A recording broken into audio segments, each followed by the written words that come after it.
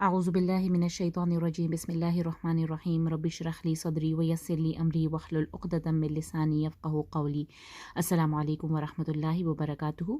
آج ہم انشاءاللہ ایک ہی آیت دیکھیں گے، لیکن بہت امپورٹنٹ آیت ہے اور اس کو غور سے سمجھنے کی ضرورت ہے تاکہ ہم اس آیت کو آرام سے اس کو یاد کر سکیں۔ آپ کو یاد ہوگا پچھلی جو آیت تھی اور پچھلی جو سلسلہ سٹارٹ ہوا ہے جس میں اللہ تعالیٰ نے پوری امت مسلمہ کو خیر امت کہہ کے پکارا کہ تم بہترین امت ہو جو لوگوں کے لیے نکالی گئی ہو، اخرجت للناس، اور تم تین بہت امپورٹنٹ کام کرتی ہو۔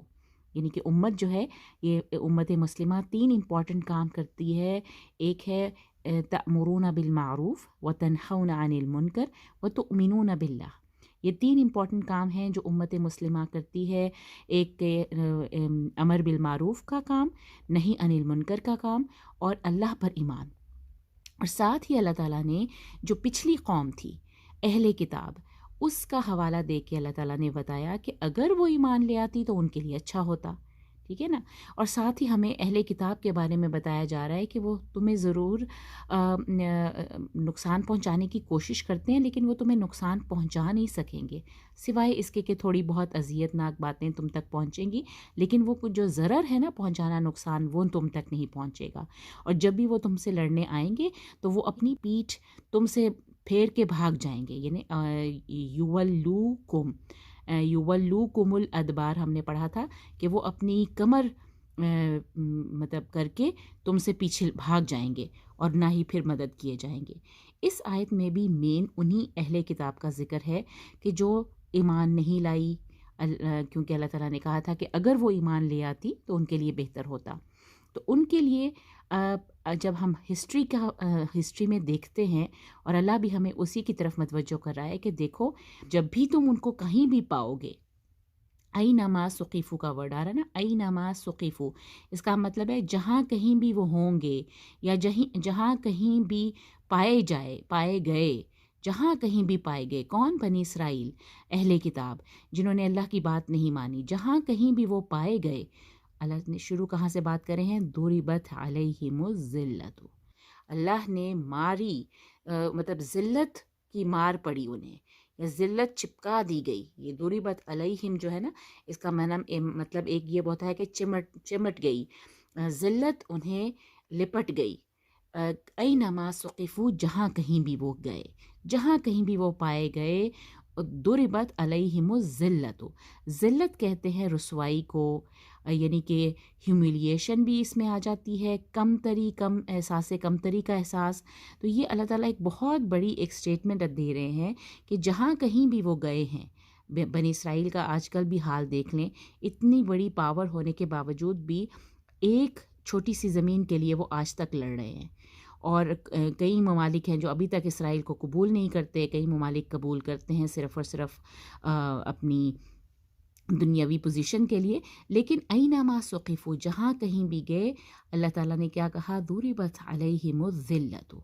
آگے ایک ایکسیپشن بھی بتا رہے ہیں اللہ تعالیٰ، الا بحبل من اللہ وحبل من الناس۔ اس کا کیا مطلب ہے؟ الا بحبل من اللہ، دو باتیں آ رہی ہیں حبل کے ساتھ۔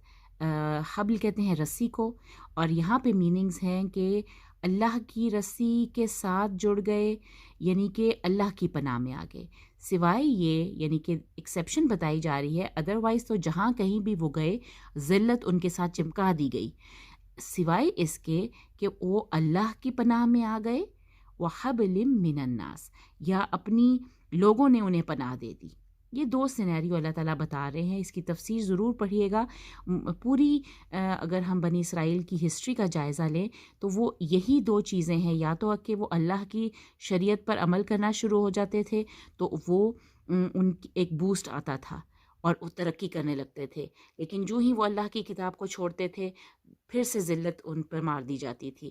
اسی طرح اگر ہسٹری میں جب بھی وہ لوگوں کی پناہ میں رہے ہیں تب وہ اچھے حال میں رہے ہیں، لیکن آج کل بھی دیکھیں کہ اگر دنیا کے بہت سارے ممالک طاقتور سپر پاور جو ہے وہ بنی اسرائیل کا ساتھ نہ دے تو وہ اتنی تھوڑی سی تعداد کتنی جلدی ختم ہو جائے، ان کی کیا اوقات ہو جائے گی۔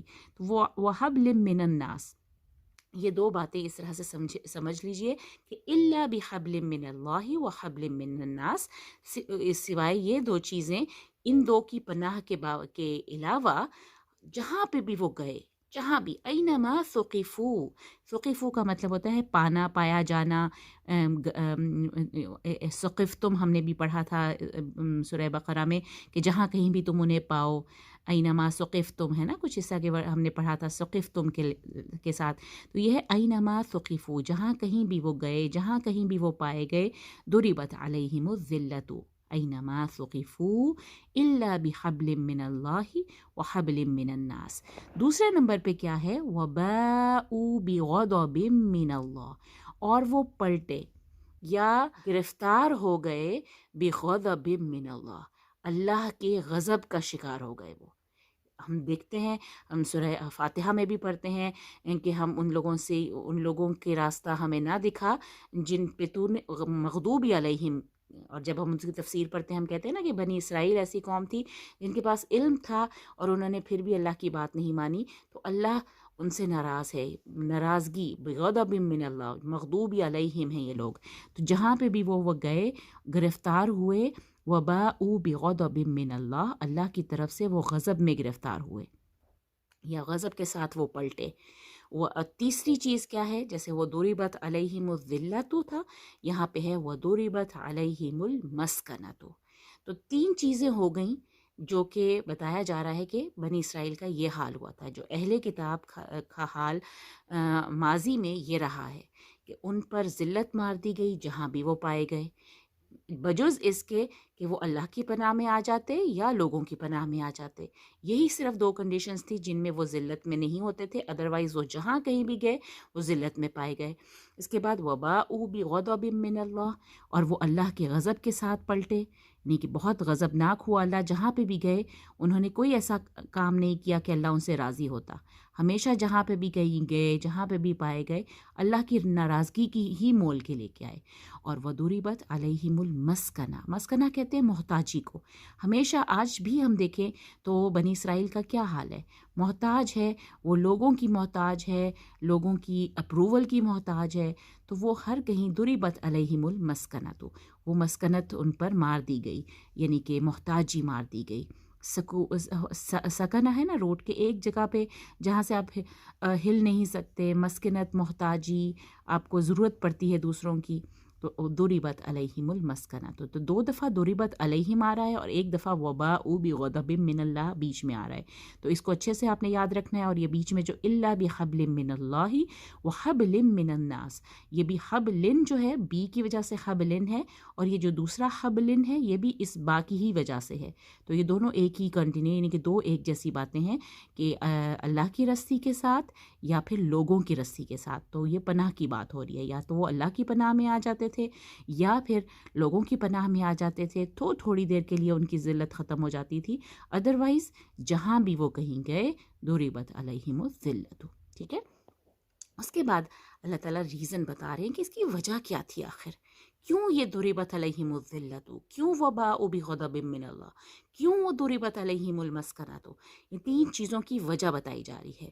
ذالک بأنہم کانوا یکفرون بآیات اللہ ویقتلون الانبیاء۔ یہاں پہ دیکھیں تھوڑا سا ڈفرنس یہ ہے کہ یقتلون النبیین نہیں ہے، ویقتلون الانبیاء بغیر حق، الحق نہیں ہے، بغیر حق، تو دو کام وہ کرتے تھے جس کی وجہ سے اللہ نے ان پر ذلت ماری، غضب، اللہ کی غضب کے ساتھ وہ پلٹے اور ان کے اوپر مسکنت مار دی گئی۔ کیوں؟ کیونکہ وہ اللہ کی آیتوں کا انکار کرتے تھے، کانوں کرتے رہتے تھے۔ ذالک بأنہم کانوا یکفرون بآیات اللہ، اور دوسرا بڑا جرم ان کا یہ تھا کہ وہ یقتلون الانبیاء بغیر حق، اور انبیاء کا ناحق قتل کرتے تھے۔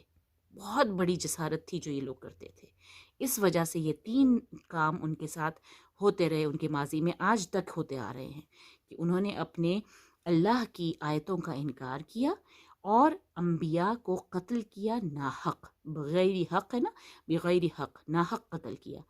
ذالک بما عصوا وکانوا یعتدون. اب بہت انٹرسٹنگلی دوبارہ سے ذالک آیا ہے کہ یہ اس وجہ سے کہ انہوں نے نافرمانی کی. وَكَانُوا يَعْتَدُونَ، یعتدون کا مطلب ہوتا ہے حد سے گزر جانے والے، سرکشی کرنے والے، اور وہ کرتے رہتے تھے سرکشی، حد سے تجاوز کرنے والے. اور یہ دو چیزیں دیکھیے بالکل انہی کے ساتھ ہی آ رہی ہیں. اللہ کی آیتوں کا انکار کی ریزن کیا تھی؟ کہ انہوں نے نافرمانی کی. نافرمانی ان کی گٹی میں تھی، بما عصوا، کیونکہ وہ نافرمان تھے، نافرمانی کرتے تھے، اس لیے وہ اللہ کی آیتوں کا انکار کر دیتے تھے. اور دوسری جسارت جو انبیاء کا قتل تھا وہ اس وجہ سے تھا، وَكَانُوا يَعْتَدُونَ، کیونکہ وہ حد سے بڑے ہوئے تھے، سرکش تھے. حد سے زیادہ بڑے ہوئے جو لوگ ہوتے ہیں نا، جو اپنی باؤنڈریز کراس کر لیتے ہیں، وہی یہ جسارت کر سکتے ہیں کہ وہ اپنے انبیاء کا ناحق قتل کرنے لگیں. تو یہ دو چیزیں اس طرح سے آپ یاد رکھیں گی کہ ذَلِكَ بِأَنَّهُمْ كَانُوا يَكْفُرُونَ بِآيَاتِ اللَّهِ وَيَقْتُلُونَ الْأَنْبِيَاءَ بِغَيْرِ حق. دو بڑے بڑے ان کے جرم، اور ان دو بڑے جرائم کی جو ریزن تھی، ذَلِكَ بِمَا عَصَوْا وَكَانُوا يَعْتَدُونَ. تو یہ اس طرح سے ہم اس آیت کو خوبصورتی سے، اللہ تعالیٰ نے بہت ہی پیارے انداز سے اس آیت کو پرویا ہے، اور بہت اچھے سے ان الفاظ کو ہم اگر ذہن میں رکھتے ہوئے یاد کریں تو یہ آیت انشاءاللہ بہت جلدی یاد ہو جائے گی. تو ان تین چیزوں میں ہم دیکھیں گے کہ یہ بنی اسرائیل کے جو تین ان کی حالتیں ہیں جو آج تک چلی آ رہی ہیں، کہ وہ ذلت ان کو اوپر ماری گئی، اور ان پہ اللہ کے غضب کے ساتھ وہ پلٹے، اور ان پر مسکنت بھی مار دی گئی. اور یہ اس لیے ہوا کہ یہ دو بڑے جرم کرتے تھے. ذَلِكَ بِأَنَّهُمْ كَانُوا يَكْفُرُونَ بِآيَاتِ اللَّهِ وَيَقْتُلُونَ الْأَنْبِيَاءَ بِغَيْرِ حق. اور ان دو جرائم کی جو ریزن ہے وہ یہ ہے کہ وہ نافرمانی کرتے تھے اور حد سے بڑے ہوئے تھے، حد سے بڑے ہوئے، یعتدون. تو آئی ہوپ کہ یہ ایک ہی آیت ہے. اس دفعہ انشاءاللہ آپ اس کو اچھے سے کیجئے اور پچھلی آیت کو ملا کے اس کے ساتھ پڑھیے. تو آئی ہوپ یہ آپ کو آیتیں بہت ہی اچھی لگیں گی. نیکسٹ انشاءاللہ ایک نیا ڈسکورس شروع ہوگا، اور اس کو ہم نیکسٹ لیسن میں دیکھیں گے. جزاک اللہ خیر. السلام علیکم ورحمۃ اللہ وبرکاتہ.